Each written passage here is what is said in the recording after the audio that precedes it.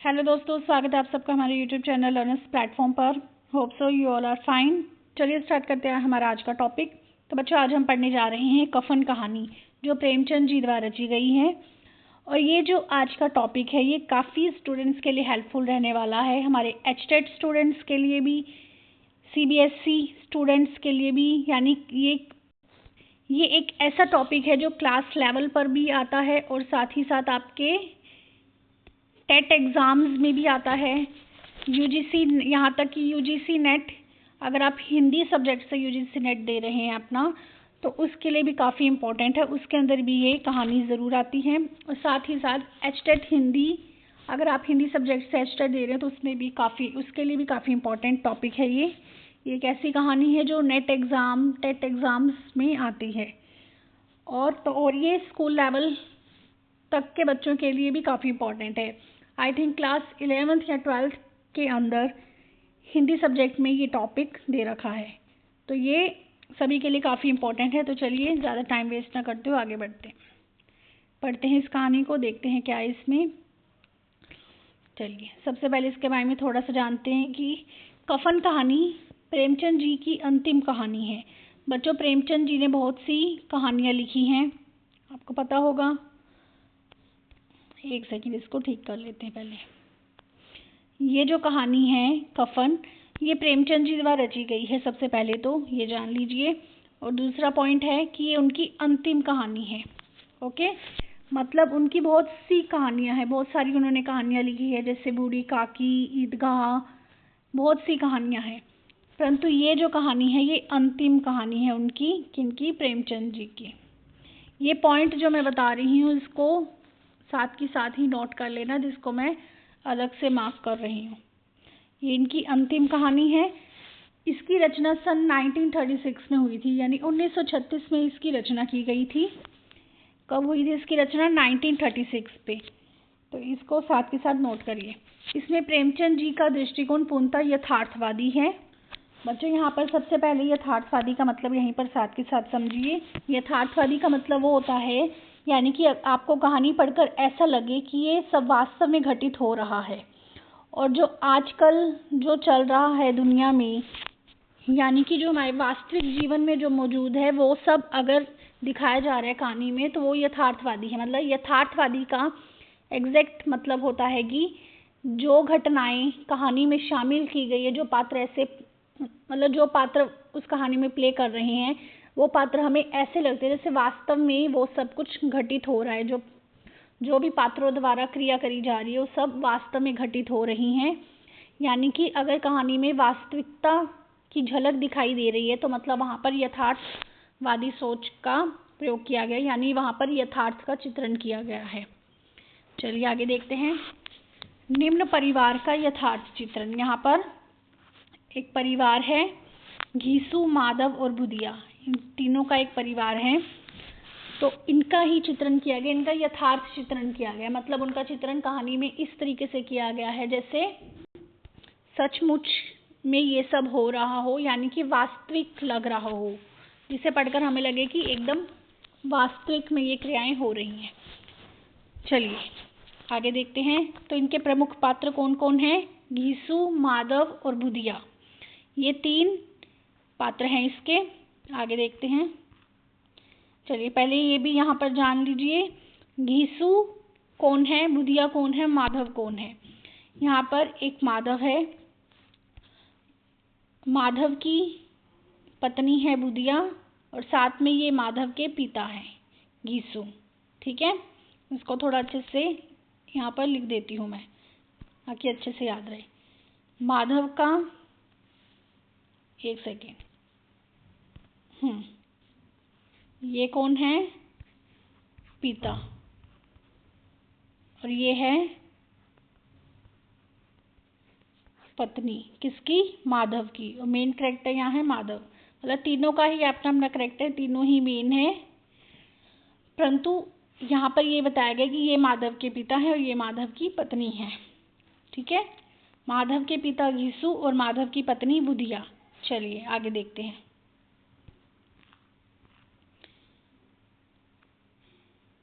घीसू और माधव चमार थे।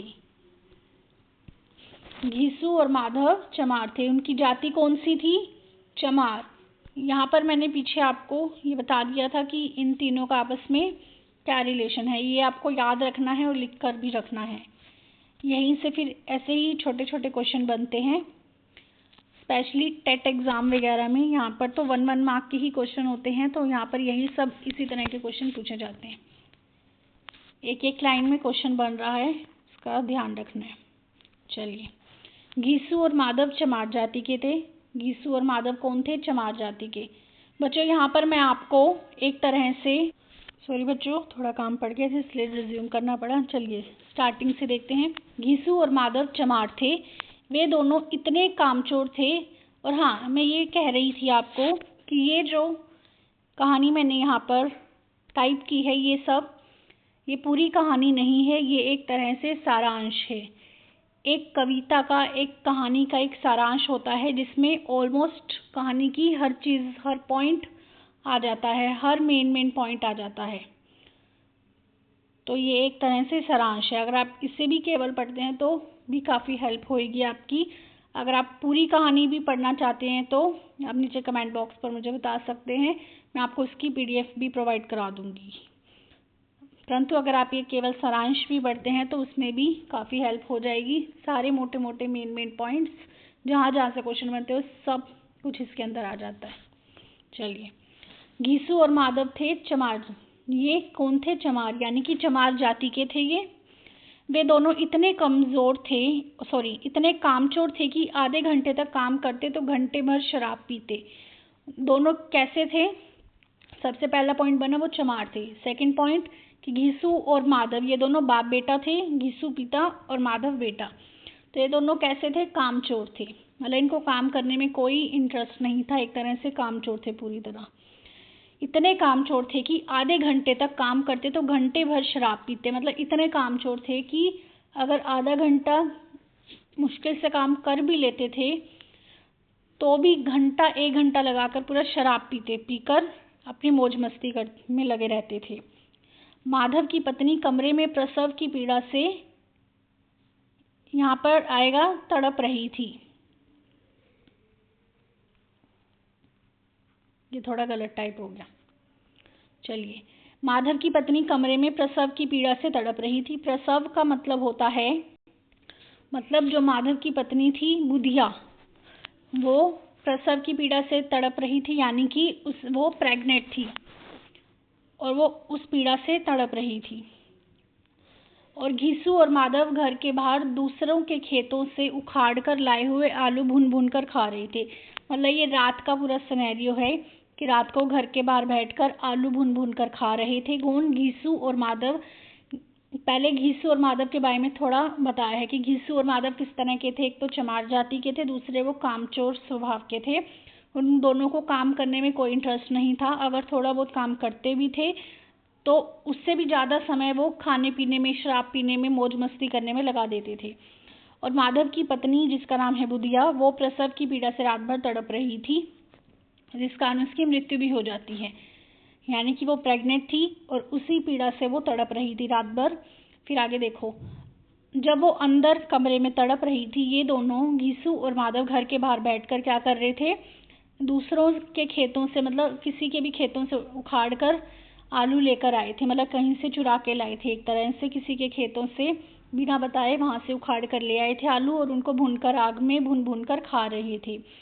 उनको इससे कोई मतलब नहीं था कि वो अंदर तड़प रही है प्रसव की पीड़ा से। आगे देखिए, घीसू की पत्नी कुछ साल पहले, मतलब यहाँ एक तरह से माधव और घीसू के बारे में बताया गया है कि वो किस तरह के हैं, मतलब किस स्वभाव के हैं, कि वो पीड़ा में तड़प रही है, उनको कोई फर्क नहीं पड़ रहा, उनको अपने खाने पीने से मतलब है। और वो इतने कामचोर है कि 1 मिनट के लिए भी इधर से उधर नहीं हो सकते। आगे देखिए, घीसू की पत्नी कुछ साल पहले मर गई थी। घीसू की पत्नी कुछ साल पहले मर गई थी। यहाँ पर पहले घीसू की पत्नी यानी कि माधव की माँ कुछ साल पहले मर गई थी। यहाँ पर टाइम मेंशन नहीं किया है कि कितने साल पहले उसकी माँ मर चुकी थी, तो ये पॉइंट भी याद रखना है क्या मेंशन किए इससे रिलेटेड। माधव की शादी के बाद उसकी पत्नी बुधिया, आगे देखिए, माधव की शादी के बाद उसकी पत्नी बुधिया ने ही घीसू और माधव के खानदान की व्यवस्था की नींव डाली थी। यानी कि माधव की जो पत्नी थी बुधिया, घीसू की पत्नी मर चुकी थी, इसलिए माधव की पत्नी ने ही आगे मतलब उनके खानदान को आगे चलाया, देखभाल की उनके खानदान की, उन दोनों की देखभाल की, उन दोनों का ख्याल रखा। मतलब इसके कहने का मतलब यही है, उस परिवार की एक तरह से नींव डाली थी उसी ने ही। आगे देखते हैं। प्रसव वेदना से तड़प रही, प्रसव वेदना से तड़पने रही पत्नी को, यहाँ पर है तड़प। हाँ, प्रसव वेदना से यानी वही प्रसव पीड़ा से तड़प रही जो पत्नी थी बुधिया, बुधिया को माधव ने जाकर नहीं देखा। माधव कौन? बुधिया का पति माधव। तो माधव की पत्नी तड़प रही थी प्रसव पीड़ा से यानी प्रसव वेदना से, परंतु माधव ने क्या किया, उसने जाकर उसे एक बार भी नहीं देखा कि उसे क्या हो रहा है क्या नहीं। उसने एक बार भी उसका हालचाल नहीं पूछा। आगे देखिए। उसको डर था कि वह अंदर गया तो घीसू आलूओं का बड़ा हिस्सा खा लेगा। क्या कह रहे हैं कि किसे डर था? माधव को। माधव को इस बात का डर था कि अगर मैं अंदर चला गया अपनी पत्नी को देखने तो पीछे से घीसू यानी माधव का पिता वो कहीं आलूओं का बड़ा हिस्सा ना खा ले। तो यहाँ पर भी एक तरह से इन दोनों के बारे में बताया गया, इन दोनों के कैरेक्टर के बारे में कि वो किस तरह के थे। कि वो एक तो आलसी स्वभाव के थे, उनको कोई काम करने में इंटरेस्ट नहीं था, किसको क्या हो रहा है क्या नहीं हो रहा वो जानने में कोई इंटरेस्ट नहीं था, अपनी मौज मस्ती में रहते थे, खाते पीते थे, ऐश करते थे। इस तरह के ये दोनों थे। और मतलब उनको ये भी था कि एक दूसरे से भी इतना वो था कि मेरे हिस्सा यानी कि मेरा हिस्सा कोई दूसरा ना खा ले। इन दोनों को आपस में भी इतना वो था कि घीसू को ये था कि मेरा हिस्सा माधव ना खा ले, माधव को था कि घीसू मेरे हिस्से को ना खा ले। मतलब हिस्सा यानी कि यहाँ पर जैसे खाने पीने की बात हो रही है कि मेरे हिस्से के आलू ना खा ले वो, और वो मेरे हिस्से के आलू ना खा ले। मतलब इस तरह के इन दोनों का करैक्टर था। पूरी रात दोनों आलू खाकर पिछले वक्त खाए हुए दावत को याद करके बिता देते। मतलब जो पिछले वक्त उन्होंने दावत की थी उसको याद कर रहे थे कि पिछले टाइम हमने कैसे दावत उड़ाई थी, उसको याद करते करते अब भी एक तरह से क्या कर रहे हैं, दावत ही कर रहे हैं। तो दावत उसी को याद कर रहे हैं। आगे देखिए। घर के अंदर बुधिया करा रही थी। जब दोनों ने सुबह अंदर जाकर देखा तो बुधिया मर चुकी थी।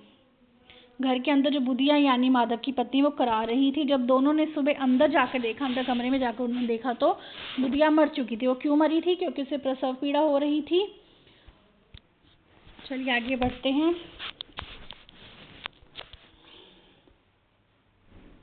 यहाँ तक हमारा कंप्लीट हो चुका है। जब दोनों ने सुबह जाकर देखा तो बुधिया मर चुकी थी। तो अब देखिए, अब यहाँ पर अब बुधिया की डेथ हो जाती है। अब आगे देखिए क्या करते हैं। घीसू और माधव जोर जोर से रोने लगे। सबसे पहले तो उन्होंने क्या किया, जोर जोर से रोने लग गए क्योंकि वो मर चुकी थी। कफन की लकड़ी के लिए पैसा चाहिए था। अब यहाँ पर कफन नाम क्यों रखा गया है, और एक और चीज, इस कहानी का नाम कफन ही रखा है प्रेमचंद जी ने, ऐसा क्यों, ये भी हमें पता होना चाहिए। तो इसे पढ़कर क्या हमें पता चलता है कि जो कफन नाम रखा गया है इस कहानी का वो सही है या नहीं, इसका भी हमें पता लगाना है। इसी कहानी को पढ़ते पढ़ते हमें पता चल जाएगा कि कफन नाम ही सही है कि नहीं।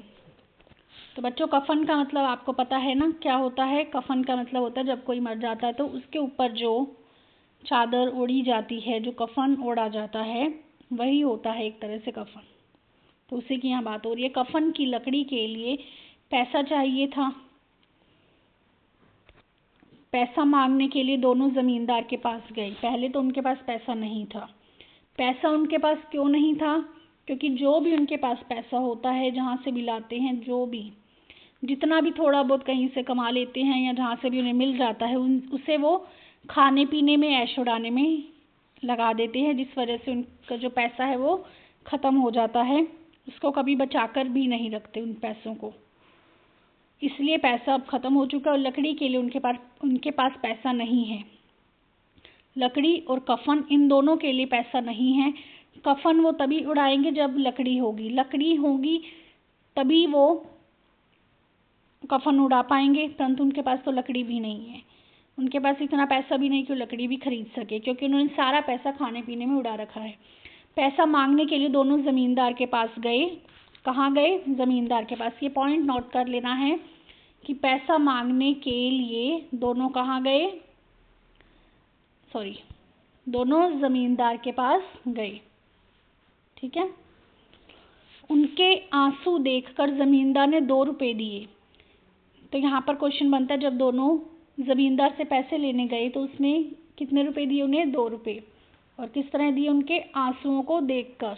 उनके आंसुओं को देखकर उन्होंने 2 रुपए दे दिए। लकड़ी मिलने के बाद दोनों कफन के लिए चल दिए। अब उन्हें 2 रुपए जो मिले, उन 2 रुपए से उन्होंने क्या किया? लकड़ी खरीदी। यहाँ पर डायरेक्ट ऐसे लाइन नहीं दी है कि 2 रुपए की उन्होंने लकड़ी खरीदी, पर हमें लाइन पढ़कर पता चल रहा है कि जितने पैसे उन्हें मिले उससे उन्होंने लकड़ी खरीद ली है। तो यहाँ पर ये क्वेश्चन बनता है कि घीसू और माधव ने जब कफन और लकड़ी लेने गए तो उन्होंने जो उन्हें पैसे मिले, मतलब कैसे भी क्वेश्चन आ सकता है, जो उन्हें जमींदार से पैसे मिले हैं, एक तो वो कितने मिले हैं? 2 रुपए। और उन पैसों से उन्होंने क्या किया? उन पैसों से उन्होंने लकड़ी खरीदी। उन पैसों से क्या किया? लकड़ी खरीदी। अब पैसे खत्म हो गए, अब उनके पास कफन खरीदने के लिए चल दिए वो।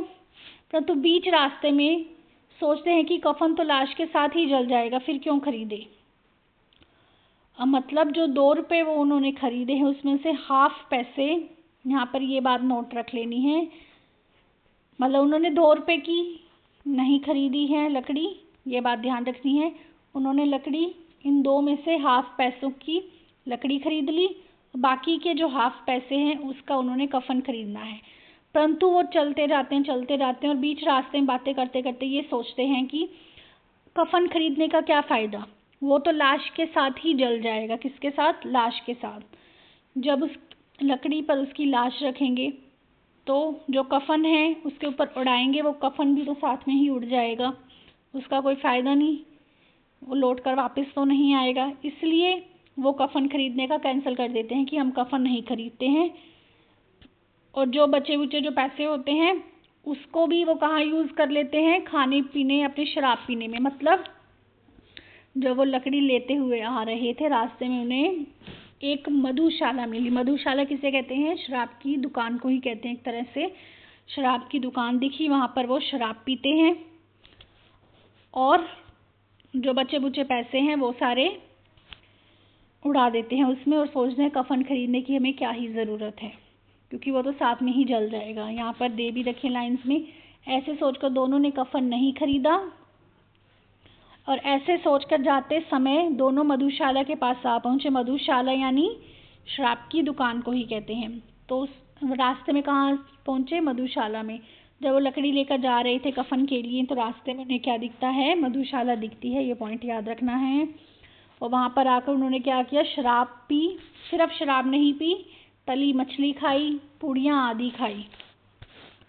जब वो दोनों कफन लेने गए तो रास्ते में उन्होंने क्या खाया पिया, रास्ते में क्या मिला उन्हें, वो सब याद रखना है। ये इसको पॉइंट कर लीजिए। उन्होंने शराब पी, तली मछली खाई और पूड़ियाँ खाई। ये 3 चीज़ें उन्होंने खाई और साथ में मधुशाला में जाकर क्या किया? शराब पी। ये तो हो गया। और भरपेट खाकर और गाना गाकर नशे से मदमस्त होकर वहीं गिर पड़ी।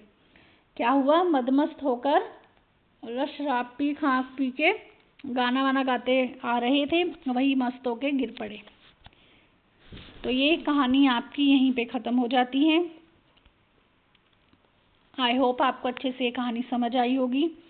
कुछ भी नहीं है, बहुत ही ज़्यादा इजी है, और ये कहानी है भी तो छोटी ही है, ज़्यादा बड़ी नहीं है, इसलिए इसका सारांश भी मतलब काफ़ी हद तक छोटा ही है, ज़्यादा लेंथी नहीं है, काफ़ी इजी भी है। तो आई होप आपको अच्छे से समझ आ गया होगा कब ये कहानी लिखी गई। इस कहानी का नाम, स्पेशली इस कहानी का नाम कफन ही क्यों रखा गया, ये भी आपको पता चल गया होगा। इसका जो ये नाम है कफन, बिल्कुल सही नाम है, बिल्कुल सही टाइटल इस कहानी को दिया गया है, कफन। तो आई होप आपको अच्छे से समझ आ गई होगी ये कहानी। और ये बहुत इम्पोर्टेंट कहानी है, ये प्रेमचंद जी की कहानी है और इससे रिलेटेड क्वेश्चन बनते ही बनते हैं। मतलब प्रेमचंद जी की कोई भी कहानी या वगैरह, किसी भी तरह की कहानियाँ या जीवन परिचय जो भी है, इससे रिलेटेड क्वेश्चन बनते ही बनते हैं। और प्रेमचंद तो सबसे इम्पोर्टेंट पर्सनैलिटी है, तो इससे तो क्वेश्चन बनते ही बनते हैं। चलिए ख़त्म करते हैं आज का टॉपिक हम। आई होप आपको अच्छी लगी हो ये वीडियो। अगर आपके लिए बहुत हेल्पफुल है तो इसे आप ज़रूर लाइक, शेयर एंड सब्सक्राइब करना और स्पेशली नीचे कमेंट बॉक्स पर कमेंट करके ज़रूर बताना आपको ये वीडियो कैसी लगी और किस टॉपिक से रिलेटेड आपको और वीडियो चाहिए, तो आप ये भी बताया करो ताकि मैं उससे रिलेटेड वीडियो आपको प्रोवाइड करा सकूं। मैंने आपको पहले की वीडियोस में भी कहा था, परंतु आप कमेंट करके कुछ बताते नहीं हैं। नीचे कमेंट करके ज़रूर बताइए कि आपको और किस टॉपिक से रिलेटेड वीडियो चाहिए।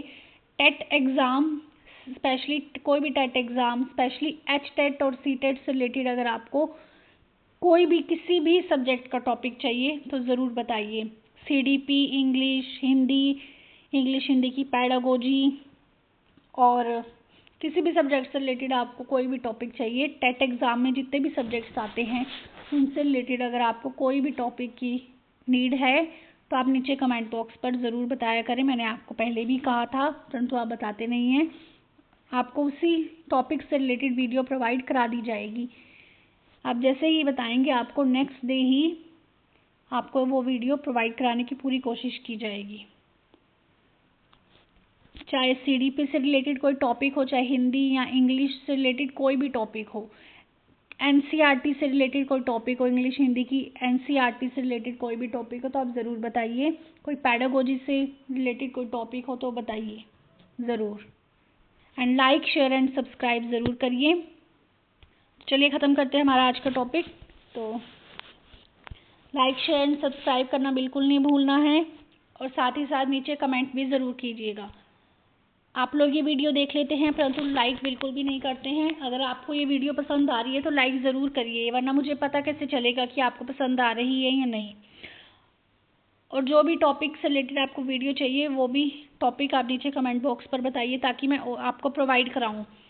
और लाइक करना बिल्कुल भी मत भूलिए एंड सब्सक्राइब भी करना है। So thank you so much. मिलते हैं हमारे नेक्स्ट टॉपिक की तरफ। आपको अगर किसी भी टॉपिक पे चाहिए वीडियो तो बता देना, अदरवाइज़ मैं कोई ना कोई नया कंटेंट कल लेकर आती हूँ। कल कोई नई वीडियो स्टार्ट करेंगे, कोई नया टॉपिक फिर से स्टार्ट करेंगे। चलिए, thank you so much, tata, bye bye, have a nice day.